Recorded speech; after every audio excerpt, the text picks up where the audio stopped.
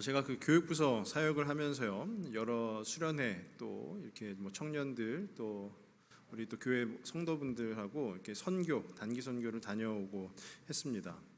수련회나 선교를 갔을 때요, 이 모든 사역을 마치고 다시금 이제 집에 돌아오는 길이 되면 무사히 마쳐서 감사하다, 그리고 좀 가서 좀 쉬고 싶다, 이런 생각도 듭니다. 근데 돌아오고 나서 보면은요, 무엇인지 모를 그 공허함이 있습니다. 그러니까 수련회를 2박 3일, 3박 4일 갔다 오고요. 또 일주일에서 길게는 보름까지 단기 선교를 다녀오고 나면 무언가 모를 그 공허함이 있는 거예요. 근데 그 공허함이 무엇이냐면 다시 그곳에 돌아가고 싶다라는 거예요. 그곳에서 만났던 그 하나님, 그리고 그곳에서 있었던 그 일들, 그 속으로 다시금 가고 싶다라는 겁니다. 왜 그럴까 한번 곰곰이 생각을 해보니까요, 방금 말씀드린 대로 그곳에서 만난 하나님이 너무 좋아서, 그리고 그곳에서 함께 교제하면서 어우러졌던 모든 부분들이 다 좋아서 그곳으로 다시 돌아가고 싶은 그런 공허함이 있었다라는 거예요. 물론 하나님은 어디나 계시지만은요, 지금 이 자리에도 계시고 우리 각자의 그 처소에도 계시고 하지만 그 특별한 신앙 활동을 하는 그 장소에서 만난 하나님이 유독 기억에 남는 것 같습니다. 이번에 저희 8월 달에 다녀왔던 저희 중고등부 수련회도 그러했고요. 중고등부 수련회 다녀오니까요, 그 다음 주부터 계속해서 다시 가고 싶다라는 생각이 드는 거예요.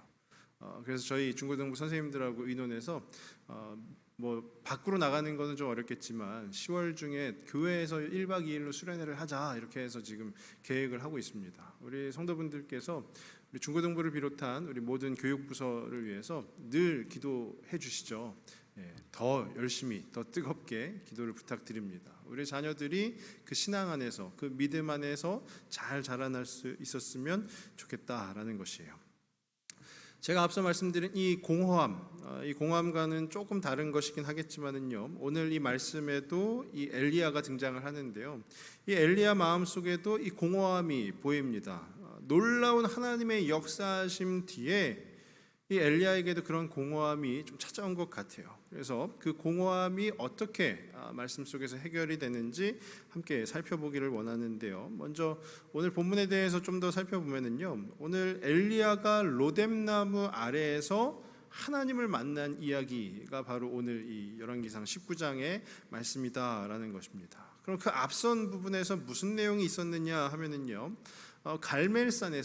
갈멜산에서 바알 선지자들과 대결을 했죠. 엘리야는 하나님 편에 선 선지자였고요. 그리고 바알 선지자, 바알을 따르는, 즉 우상을 숭배하는 선지자들과 대결을 했습니다. 근데 그 인원 차이가 어느 정도였냐면 바알을 따르는 바알 선지자는 약 450명이었다라고 되어 있고요. 하나님을 따르는 선지자인 엘리야는 혼자였다라는 거예요. 그러니까 450대 1로 대결을 펼쳤다라는 거예요. 어떤 대결이냐 하면은요, 누가 진짜이냐라는 것을 가르는 대결이었다라는 것이죠. 그 북이스라엘의 기근이 심하게 드니까요, 농사가 잘 안 됩니다. 그래서 이제 비가 내리기를 간절히 원했던 것이죠. 그래서 바알 선지자들은 바알에게 비를 내려달라고 하고요, 또 엘리야는 하나님께 비를 내려달라고 하는 거예요. 근데 그 사이에 백성들이 있었는데 이 백성들이 머뭇머뭇거리고 있었다라고 말씀은 기록하고 있어요. 왜 그랬냐면요, 하나님 편에 선 선지자 엘리야는 단 한 명이고요, 바알 쪽은 지금 무슨 축제의 분위기가, 잔치가 열린 것처럼 어마어마하게 많은 사람들이 그 비가 오기를 바라는 어떤 제사를 지금 지내고 있으니 이 백성들이 보았을 때 그들 마음 가운데 군중 심리가 작용하면서 과연 어디가 진짜인가라는 것이죠. 그때 엘리야가 일침을 가하는데요, 뭐냐면 이 백성들을 향해서 너희가 왜 머뭇거리느냐라는 거예요. 하나님이면 하나님께 나아가고 바알이면 바알께 나아가라. 그 중간에 서서 머뭇거리지 말고 택하라라는 것이죠. 그러면서 결국 우리는 말씀을 통해서 알고 있습니다. 그 엘리야가 선 편에 하나님께서 불을 내려주시고 하나님이 진짜인 것을 모든 백성이 스스로 고백하게 되었다라는 것이 열왕기상 18장 뒷부분에 나오는 내용이고요. 또 그러면서 바알 선지자를 엘리야가 다 무찔렀다라고도 나옵니다. 완벽한 하나님의 승리라는 거예요. 승리. 하나님의 역사 가운데 완벽한 하나님의 승리라는 것이죠. 그런데 그 후의 이야기가 이제 이어지는 이 열왕기상 19장의 내용이 북이스라엘의 그 팽배하던 우상이 다 무너지고 하나님께 예배하는 자들이 다 회복되었더라라고 기록이 되어 있으면 얼마나 좋을까요? 그런데 그 말씀이 기록되어 있는 게 아니고요. 19장 시작이 이렇게 시작이 됩니다. 19장 1절인데요. 1절에 보시면 아합이 엘리야가 행한 모든 일과 그가 어떻게 모든 선지자를 칼로 죽였는지를 이세벨에게 말하니. 아합은 북이스라엘의 왕이고요. 이세벨은 그 부인입니다. 그런데 이 이세벨이 누군가 하면은요, 시돈 사람 엣바알의 딸인데 아합 왕의 아내니까 왕비겠죠. 그런데 철저한 우상 숭배자, 철저한 바알 숭배자라는 거예요. 그러면서 자기의 남편인 아합 왕을 막 그 우상으로 꼬드겨 가지고요, 그 아합을 조종하고 있는 인물이 바로 이 이세벨이라는 거예요. 그런데 이 이세벨이 남편 아합 왕에게 그 엘리야라는 선지자에 대해서 다 이렇게 되었다 저렇게 되었다 지금 들은 거예요. 듣고 나서 이 이세벨이 분노하게 되었다라는 것이죠. 그리고 나서 이 엘리야를 협박하게 되는 겁니다. 뭐라고 협박하죠? 내가 엘리야 너 한 명 정도 못 죽이겠느냐라는 거예요. 내가 너를 내일 이 시간에 죽이지 못한다면 나의 신들이 나에게 벌을 내릴 것이다 라고 겁박을 하는 겁니다. 한마디로 얘기하면 살인 예고를 하고 있는 거예요. 살인 예고를 하고 있는 겁니다. 그러면 그 살인 예고에, 그 이세벨의 살인 예고에 대해서 이 엘리야가 직전에 엘리야가 무엇을 경험했습니까? 하늘로부터 불이 내려오는 그 하나님의 아주 위대한 그 역사하심을 경험한 자 아니겠습니까? 그러면 이 엘리야의 대응이 어떠해야 될까요? 이세벨이 내가 너 내일까지 꼭 죽일 거야 라고 이야기를 한다면, 그래 어디 올 테면 한번 와봐라. 그 갈멜산에서 불을 내려주신 그 하나님이 나와 함께 하신다. 나는 두려움이 없다. 이렇게 표현을 하면 또 얼마나 좋겠습니까? 그런데 이 엘리야는 어떻게 하냐 하면요, 오늘 말씀 3절입니다. 3절 앞부분에 보시면은요, 그가 이 형편을 보고 일어나 자기의 생명을 위해 도망하여 라고 되어 있어요. 바로 직전에 갈멜산에서요, 그 아주 놀라운 하나님의 역사하심을 경험했던 인물이 바로 이 엘리야인데, 그 우상을 따르는 자들이 자기를 죽일 거다 살인 예고하는 것에 마음이 요동치기 시작한 겁니다. 이 형편을 보고 일어나 무엇을 위해서요? 자기 생명을 위해서 도망하였다라는 거예요. 도망하였다. 뜻밖의 모습 아니겠습니까? 그 앞선 갈멜산에서의 엘리야의 모습을 우리가 기대했었다면 전혀 이런 모습은 예상하지 못했을 수가 있겠죠. 그러면 이 부분을 어떻게 해석을 해야 될까요? 갈멜산에서의 그 하나님의 역사하심은요, 전적으로 하나님의 승리라는 거예요. 엘리야의 승리가 아니라 전적으로 하나님의 승리라는 것이에요. 전적으로 하나님께서 행하신 일이다라는 거예요. 엘리야가 무언가를 잘해서 이루어지고 엘리야에게 어떤 공이 있고 이것이 아니라 전적인 하나님의 은혜로 말미암아 그 갈멜산에서 엘리야가 승리하게 된 것이죠. 이것은 엘리야의 승리가 아니라 하나님의 승리라는 거예요. 우리의 신앙생활 가운데도 그렇지 않습니까? 우리가 어디 기도원에 가고요, 어떤 수련회를 가고요, 단기 선교를 갔다 오고요 하면은 막 신앙으로 이렇게 믿음으로 뜨거워집니다. 그런데 그것이 계속해서 뜨거운가요? 또 얼마 지나면 다시금 차가워지고요, 다시금 식게 되고요. 그렇습니다. 그러면 우리가 어떤 선교의 자리에서 아주 놀라운 하나님의 역사하심을 경험했다 하여서, 근데 그 이후에 우리의 신앙이 다시금 뜨뜻미지근해졌다 하여서 그곳에서 있었던 그 역사, 하나님의 역사는 아무것도 아닌 것이 됩니까? 그렇지 않죠. 그건 하나님의 승리입니다. 하나님의 역사인 것이고요. 우리의 승리, 우리의 역사가 아니라 하나님의 승리, 하나님의 역사하심이다라는 거예요. 그러니까 하나님께서 강하신 것이지 오늘 말씀에 나오는 엘리야도, 그리고 저와 우리 모든 성도분들도 연약한 존재라는 거예요. 이런 살인 예고가 찾아오니까 그 마음이 요동하게 되고요, 자기의 생명을 위해서 이제 도망을 가게 된 거예요. 엘리야가 도망을 갔는데요, 말씀해 보니까 부엘세바라는 곳에 당도합니다. 그리고 사환은, 그 엘리야의 종은 그곳에 두고 혼자 광야길을 하루 정도 더 걸어갔다라고 해요. 종은 그냥 너는 여기 있어라 하고 자기 혼자서 그 광야, 아무것도 없는 그 광야를 하루 정도 더 걸어갔다라고 합니다. 왜 그런가 하면은요, 오늘 본문 4절인데요. 4절에 보시면 자기 자신은 광야로 들어가 하루길쯤 가서 한 로뎀나무 아래에 앉아서 자기가 죽기를 원하여 이르되 여호와여 넉넉하오니 지금 내 생명을 거두시옵소서. 나는 내 조상들보다 낫지 못하나이다 하고, 엘리야가 스스로 인정을 하는 거예요. 하나님, 나는 내 조상들보다 더 나은 사람이 아닙니다. 자기의 연약함을 인정을 하는 것이죠. 그리고 뭐라고 하냐? 자기가 죽기를 원하여 이르되 라는 거예요. 그런데 이 구약 성경에서도 그렇고요, 우리 예수님을 믿는 그리스도인들은 어떻죠? 스스로 목숨을 끊는 것은 안 되는 것이에요. 그러니까 지금 엘리야가 광야에서 하루길쯤 더 가서 어느 한 로뎀나무 아래에서 하나님께 구하는데 무엇을 구하냐 하면은 하나님 죽여주십시오라는 거예요. 내가 내 목숨을 끊을 수는 없으니까 하나님께서 나를 좀 죽여주십시오. 그러면 그 광경을 하나님께서 보시고요, 아이고 이놈아, 내가 너를 그렇게 가르쳤느냐? 일이 약해 빠져서 어떻게 살아가려 하느냐? 그래, 오늘 내가 너의 생명을 내가 앗아가리다. 하나님께서 그러십니까? 그렇게 말씀하시지 않고요, 하나님께서는 이 엘리야에게, 죽여달라고 애원하는 이 엘리야에게 하나님의 놀라우신 사랑을 보여주시는 거예요. 천사를 보내주시고요, 또 그 천사를 통해서 먹을 것을 주시는 겁니다. 그리고 반복해서 엘리야에게 힘을 주시고요, 하나님 앞으로 나아갈 수 있는 그 힘을 허락해 주시는 거예요. 이것이 오늘 이 말씀의 열왕기상 19장의 스토리라는 겁니다.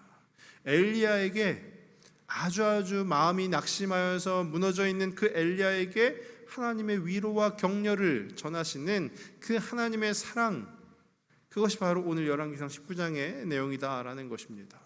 제가 말씀을 준비하면서요, 말씀을 계속 곱씹으면서 저 또한, 또 혹은 이 자리에 계신 우리 모든 성도분들 또한 마음이 낙심하여서 넘어졌을 때, 그때 우리 하나님께서 다시금 일으켜 세워주시는 것 아닌가, 이런 생각이 들었어요.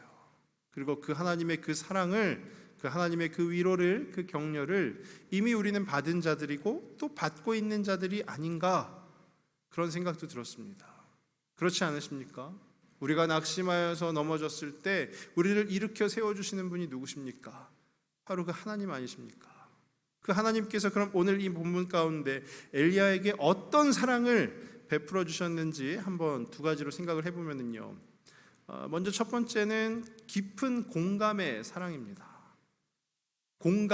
공감인데 그 공감이 깊다라는 거예요. 깊은 공감의 사랑. 지금 엘리야는 상태가 어떻죠? 두려움과 불안에 휩싸여서 광야길을 하루길 그냥 터덜터덜 걸어가가지고요, 한 로뎀나무 아래에서 하나님 저 좀 죽여주십시오 지금 외치고 있는 게 바로 오늘 이 말씀에 나오는 엘리야라는 거예요. 엘리야. 그런데요, 오늘 5절입니다. 5절 말씀을 보시면 로뎀나무 아래에 누워 자더니 천사가 그를 어루만지며 그에게 이르되 일어나서 먹으라 하는지라 라고 되어 있어요. 로뎀나무 아래에서 누워 자더니, 이 누워 자더니가 엘리야가 그냥 잠을 잔 것이 아니라 그만큼 시간이 지났다라는 거죠. 하나님 저 좀 죽여주십시오 외치다가 그만큼 시간이 지나서 이제 지쳐 쓰러져 잠들게 된 것이다 라는 거예요. 지쳐 쓰러져 잠들었는데 누가 나타나느냐? 하나님께서 보내신 천사가 나타나서요, 그 엘리야를 어루만집니다. 이 어루만진다라는 것이 원어적 의미를 보면 흔들어 깨운다라는 거예요. 우리 자고 있는 사람을 깨울 때처럼 흔들어 깨운다라는 거예요. 그런데 그 심정이 어떠할까요? 제가 말씀을 준비하면서 여러 가지로 생각을 해봤습니다. 우리 자녀들이 있는데요, 내일 시험이 있어요. 한 자녀가 내일 시험이 있어서 밤새 공부한 자녀, 밤새 공부하다가 지쳐서 쓰러진 자녀를 아침에 당연히 깨워야 되겠죠. 시험이 있으니까. 그 자녀, 밤새 공부해가지고 진짜 피곤해 지금 이렇게 지쳐서 잠들고 있는 자녀를 깨울 때 우리 부모님들 중에 등짝 스매싱 날리는 분 계십니까? 야 일어나! 그러면서 팍 치는 분 계세요? 없으시잖아요. 안쓰러운 거예요. 안쓰러워요. 야, 내 새끼가 밤새 공부했구나 기특하기도 하면서 안쓰러울 때 그때는 저희가 때려서 깨우는 게 아니라 어루만지면서 깨우는 겁니다. 야, 피곤하지. 그래도 일어나야지. 그래도 시험 봐야지. 시험 보러 가야지. 라고 하는 그 어루만짐이 바로 오늘 이 본문에 기록된 어루만짐이라는 거예요. 천사가 딱 나타나서요, 엘리야한테 야, 정신 차려 해가지고 등짝을 빡 때렸다. 이게 아니고 지쳐서 저 좀 죽여주십시오 라고 외치면서 그러다가 지쳐서 쓰러져 잠든 엘리야를 어루만지고 있는 거예요. 엘리야야, 엘리야야, 일어나야지, 일어나야지. 그것이 바로 하나님의 그 측은한 마음 아니시겠어요? 엘리야를 바라보시면서 야, 어딜 나보고 죽여달라고 그래, 이 괘씸한 놈, 이렇게 하신 것이 아니라 그 엘리야 자체를 보시면서 긍휼한 마음이 드시니까 엘리야가 너무 한없이 측은해 보이시는 거예요. 그 사랑을 듬뿍 담아서 지금 엘리야를 어루만져주고 계시다라는 거예요. 또 어루만지고 나서 그에게 이르되 일어나서 먹으라 하는지라, 먹을 것을 주신다라는 거예요. 먹을 것을 주신다. 지금 엘리야가 있는 곳은 어디일까요? 로뎀나무 아래. 근데 이 로뎀나무는 어디에 있는 나무입니까? 광야에 있는 거예요. 광야. 부엘세바의 사원과 같이 당도해서요, 사원은 거기에 두고 꼬박 하루를 걸려서 광야 속으로 들어갔습니다. 엘리야가. 왜 들어갔다고 그랬죠? 죽으러 간 거예요. 죽으러. 하나님 저 좀 죽여주십시오 해서 광야길을 하루 정도를 걸어갔어요. 당연히 죽으러 갈 사람이 그래 내일 아침은 이걸 먹어야지 해가지고 먹을 것을, 도시락을 싸가지고 갔을까요? 그러지 않죠. 빈손으로 갔을 거예요. 빈손으로 터덜터덜 갔을 겁니다. 그리고 이곳은 지금 광야예요. 광야. 주변에 그 어떠한 것도 없다라는, 그곳이 바로 광야 아닙니까? 또 이 로뎀나무가 어떤 나무냐면요, 한 3m 정도까지 자라는 사막에서 자라는 나무입니다. 가지가 가늘고요, 잎이 작지만 향기로운 꽃을 피우는 나무가 바로 이 로뎀나무예요. 그런데 제가 찾아보니까 이 로뎀나무는 그 어떤 열매도 맺는 게 아니라 그냥 꽃을 피우는 좀 작은 그 나무가 바로 이 로뎀나무라는 거예요. 열매가 없다라는 건 먹을 게 전혀 없다라는 것이죠. 엘리야에게 필요한 것이 제공이 되지 않는 곳, 그곳이 지금 이 엘리야가 머물고 있는 로뎀나무 아래 그 광야의 현장이라는 것입니다. 그런데 그곳에서 하나님의 천사가 머릿맡에 숯불에 구운 떡과 물 한 병, 그 먹을 것을 주고 어루만지며 깨우면서 먹어라 라는 거예요. 이것이 하나님의 깊은 공감 아닐까요? 지금 엘리야에게 필요한 것은 무엇입니까? 그 생명을 유지할 수 있는 먹을 음식이 필요한 것이죠. 하나님께서는 지금 엘리야에게 반드시 꼭 필요한 것을 천사를 통해서 전하여 주심으로 내가 너의 마음을 안다, 그 공감의 메시지를 엘리야에게 보내주시고 계신 거예요. 혹 우리 중에도 두려움 속에 혹은 낙심된 그 마음 속에 그런 신앙의 여정, 그 삶의 여정을 걷고 있는 분들이 계시다면 우리를 그 깊은 공감으로 사랑하시며 인도하시는 그 하나님을 바라보실 수 있기를 원합니다. 우리에게 그 떡과 그 물 한 병을 전하여 주시는 그 하나님을 바라보실 수 있기를 바라요. 그리고 정신 차려라 하면서 막 등짝을 때리시는 분이 아니라 어루만지면서 얘야 일어나라, 얘야 일어나라, 그 소리로 우리를 깨우시는 그 하나님을 바라보실 수 있기를 원합니다. 그럼 두 번째로 하나님께서 엘리야에게 전하신 사랑이 어떤 사랑이냐 하면은요, 사명 완수를 돕는 사랑이다라는 거예요. 사명 완수. 엘리야는 선지자죠. 선지자로서 부여받은 사명이 있습니다. 그 사명을 끝까지 완수할 수 있도록 하나님께서 도와주신다라는 거예요.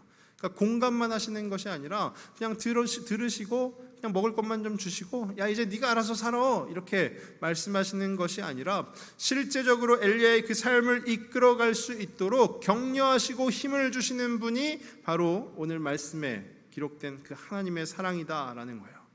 우리 오늘 본문 7절을 다시 한번 보시면은요, 7절입니다. 여호와의 천사가 또 다시 와서 어루만지며 이르되 일어나 먹으라, 내가 갈 길을 다 가지 못할까 하노라 하는지라 돼 있어요.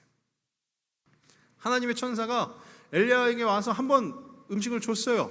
근데 엘리야가 그것을 먹고 또 잠이 들었어요. 그런데 7절에 여호와의 천사가 또다시 와서 어떻게 해요? 또 어루만지는 거예요. 엘리야야, 엘리야야.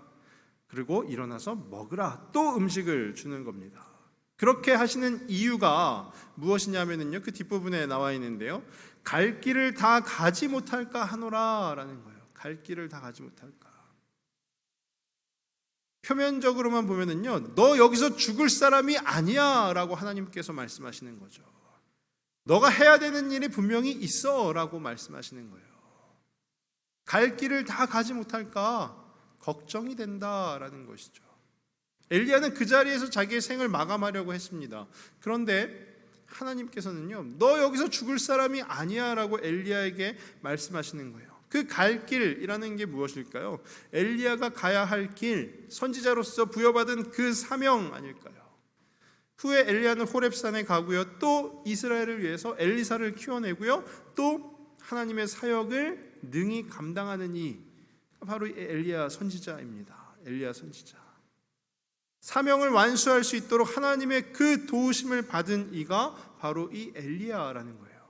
그래서 오늘 우리가 함께 읽은 본문 마지막 절입니다. 8절에 보시면요, 8절에 이에 일어나 먹고 마시고 그 음식물의 힘을 의지하여 40주 40야를 가서 하나님의 산 호렙에 이르니라. 아멘. 엘리야가 하나님께서 계속해서 주시는 그 사랑을 누립니다. 먹고 마시고요, 말씀 가운데는 그 음식물의 힘을 의지하여 라고 되어 있지만 우리는 너무너무 잘 알고 있어요. 엘리야가 진짜로 그 음식물, 그 떡과 물만의 힘으로 40주 40야, 밤낮 40일을 걸어올 수 있었을까요? 하나님께서 함께 하시니까 가능한 것입니다. 하나님께서 엘리야에게 힘을 주시니까, 하나님께서 엘리야와 함께 걸으시니까 그 40주 40야를 걸어갈 수 있었던 거예요. 죽고 싶은 그 마음으로 광야길 하루 걸어가세요. 로뎀나무 아래에서 하나님 저 좀 죽여주십시오, 죽여주십시오 외치던 그 엘리야가 하나님께서 함께 하시는 그 사랑, 하나님께서 도우시는 그 사랑, 그 사랑으로 인하여서 40주 40야를 걸어가는 그런 놀라운 일이 이 말씀 가운데 기록이 된 줄로 믿습니다. 전 말씀을 묵상하면서요, 우리도 마찬가지 아닐까 그런 생각이 들었습니다. 우리도 밥이 없으면 못 살죠. 한국인은 밥심으로 산다라고도 하지 않습니까? 그리고 저도 설교를 앞두고는 보통 밥을 조금만 먹는데 오늘 저녁에 저희 집사람이 맛있는 걸 줬어요. 밥을 많이 먹었습니다. 밥이 없으면 못 살아요. 그런데 하나님이 없이는 더더군다나 못 사는 이들이 바로 우리 아니겠습니까? 하나님의 자녀로 부르신 우리, 하나님이 없이는 절대로 살 수 없는 자들이에요. 그리고 무엇보다 이곳에 모인 우리 성도분들 가운데 쓸모없는 자 누가 있을까요? 저는 단언컨대 아무도 없다 생각합니다. 모두에게 각자 하나님께서 부여하신 그 사명이 있는 줄로 믿습니다. 그리고 그 사명을 이루어 갈 수 있도록 오늘도 하나님께서는 우리를 어루만지시며 우리에게 음식을 주시며 40주 40야를 함께 걸어가고 계시다, 저는 확신합니다. 그 하나님의 사랑을 오늘 이 말씀을 통해서 저와 우리 모든 성도분들이 누리셨으면 좋겠습니다. 내가 지금 좀 힘들지만, 내가 지금 좀 어렵지만, 내가 지금 좀 고통 중에 있고 두려움 가운데 있고 어떻게 살아가야 될지 잘 모르겠지만 그래도 우리 하나님께서 나를 어루만져 주시고 나에게 먹을 것을 주시고 또 걸어갈 수 있도록 힘을 낼 수 있도록 그 사명을 완수할 수 있도록 지금 도우시는구나. 그 은혜가 저와 우리 모든 성도분들께 함께 임하기를 간절히 바랍니다. 오늘 이 말씀에 나왔던 엘리야는요, 앞선 18장에서요 멋지게 하나님의 그 사역을 감당했었던 선지자 엘리야였습니다. 그런데 크나큰 두려움이 그를 감싸고 한순간에 낙심하여서 나락으로 떨어지게 되었어요. 그런데 그 엘리야를 다시금 살리신 분이 누구시냐? 바로 하나님이시다라는 거예요. 그 하나님께서 엘리야를 깊은 공감으로 위로하시고 격려하셨고요, 또 그 엘리야가 사명을 완수할 수 있도록 도우시며 그 한없는 사랑을 베풀어 주셨다라는 거예요. 그래서 엘리야가 위대한 하나님의 선지자가 될 수 있었던 것입니다. 오늘 그 하나님의 사랑이 이 오늘 저녁 시간에 우리의 삶과 신앙에, 저와 우리 모든 성도분들의 삶과 신앙에도 가득하기를 주님의 이름으로 축원합니다. 기도하겠습니다. 하나님 아버지, 감사합니다. 엘리야를 통하여서 하나님께서 우리를 얼마나 사랑하시는지를 다시금 묵상하게 되었습니다. 많은 어려움 속에, 그 고통 중에, 그 두려움 속에 그 광야길을 걸어가서 하나님 저 좀 죽여주십시오라고 외치던 엘리야였지만 하나님께서는 그 엘리야를 측은히 여기시고 긍휼히 여기시고 그를 어루만지시며 그에게 먹을 것을 주시고 또 능히 사명을 완수할 수 있도록 도우셨습니다. 하나님, 그 하나님의 사랑을 엘리야만 받은 것이 아니라 오늘 이 자리에 있는 우리 모두도 받은 줄로 압니다. 그 하나님의 도우심과 인도하심과 그 하나님이 우리를 향한 그 사랑을 가득 누리는 우리의 삶이, 우리의 신앙의 여정이 될 수 있도록 주님 날마다 함께하여 주시옵소서. 모든 말씀 예수님의 이름으로 기도드립니다. 아멘.